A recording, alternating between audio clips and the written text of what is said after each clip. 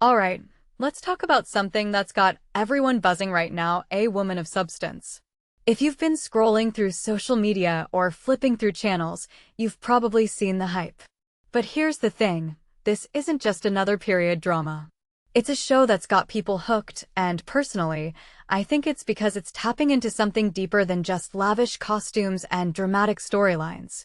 First off, let's address the elephant in the room, Brenda Blethyn. When I heard she was starring in this, I was like, wait, really? Not because she's not incredible, she absolutely is, but because it's such a departure from her usual roles.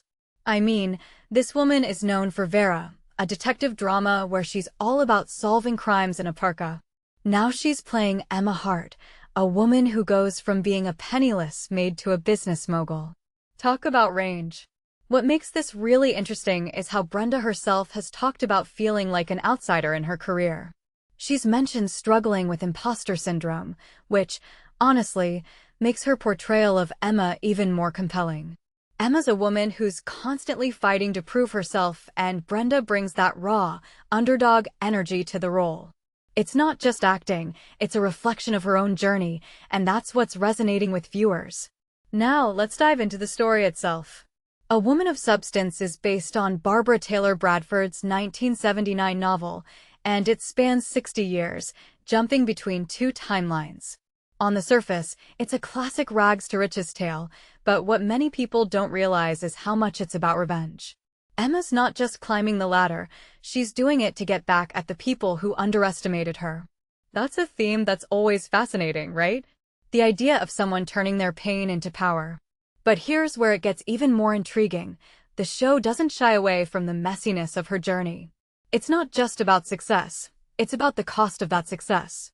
Love, loss, war, betrayal. Emma's story is a roller coaster, and that's what makes it so relatable.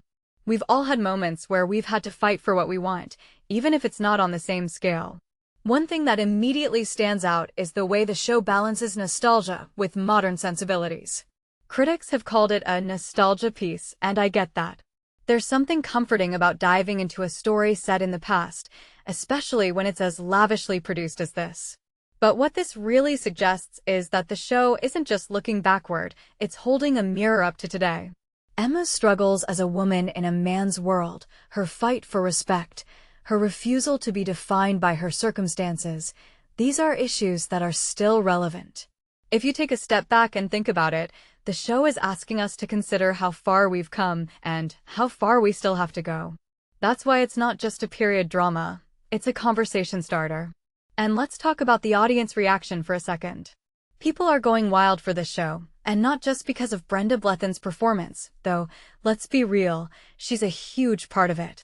Viewers are calling it irresistible, incredible, and even equally terrible and irresistible, which, in my opinion, is the highest form of praise. It's that kind of show, the one that's so over the top, so dramatic, that you can't look away. But what's really striking is how it's managed to capture that upstairs-downstairs dynamic that we all love. It's got the glamour, the intrigue, the family drama, but it's also got heart. That's why it's not just a hit, it's a cultural moment.